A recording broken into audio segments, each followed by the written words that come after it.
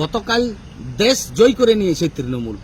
আরে সেই লেভেলের দুই যোদ্ধাকে তৃণমূলের ঝান্ডা ধরিয়েছে। আর কি তৃণমূলের যারা কর্মীবৃন্দ আছে খুশি মানাও, তৈরি হয়ে যাও। এরপরে আর দিদিকে প্রধানমন্ত্রী কেউ আটকাতে পারছে না। আমরা সেটার জন্যই ভাবতেছিলাম কি এতদিন পর্যন্ত মাননীয় প্রধানমন্ত্রী কেন না হয়। সেই লেভেলের বীর যোদ্ধা কালকে তৃণমূলের ঝান্ডা ধরে নিয়েছে। আর কোনো অসুবিধা নাই, কালকের থেকে আপনারা দেখতে পাবেন সেই লেভেলের যুদ্ধ কাকে বলে। আমি সকলের কাছে অ্যাপিল করব, জাতি দলমত নির্বিশেষে, রাজনৈতিক দল নির্বিশেষে যেভাবে আমাদের বাংলার প্রতি বিজেপি আঘাত আনছে।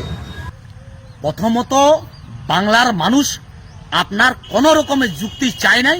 বাংলার মানুষ আপনাদের কাছ থেকে তৃণমূল কংগ্রেস থেকে মুক্তি চায়, বাঁচতে চায়। আজকে বারবার আঘাতের কথা বলছেন। আজ আঘাত কি জিনিস সেটা পশ্চিমবাংলার মানুষ বুঝছে। আজ হাজার হাজার পরিযায়ী শ্রমিক বিটে মাটি ছাড়া, ঘর ছাড়া, পরিবার ছাড়া বিভিন্ন রাজ্যে নিয়ে কাজ করছে। আজকে হাজার হাজার যোগ্য শিক্ষক যারা আত্মহত্যা করছে আর আঘাতের কথা বলছেন। আজকে আপনারা বারবার একটা জিনিস প্রচার করছেন কি বাংলার মানুষ আতঙ্কে আছে, ভয়ে আছে। পশ্চিমবাংলার মানুষ কোন রকমের কোনো আতঙ্কে ভয়ে নাই। আপনারা একটা বিভ্রান্ত ছড়ানোর চেষ্টা করছেন। অবশ্যই একটা জিনিসে বাংলার মানুষ ভুগছে এবং আতঙ্ক আছে, যেন আর না ভুগতে হয়, আর যেন মাননীয় মুখ্যমন্ত্রী না হয়। এটা সব থেকে আজকের ডেটা আতঙ্কর বিষয় পশ্চিমবাংলা বাসির কাছে।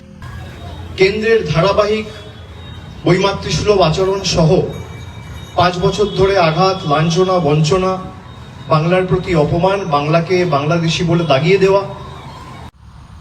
আমরা সবাই ভারতীয়, ভারত মায়ের সন্তান। আমরা আপনাদের মতন বাংলা, গুজরাটি, উড়িয়া বা বাঙালি বা বাংলাকে সামনে রেখে রাজনীতি করি না। আমরা সবাই ভারতীয়, ভারত মায়ের সন্তান।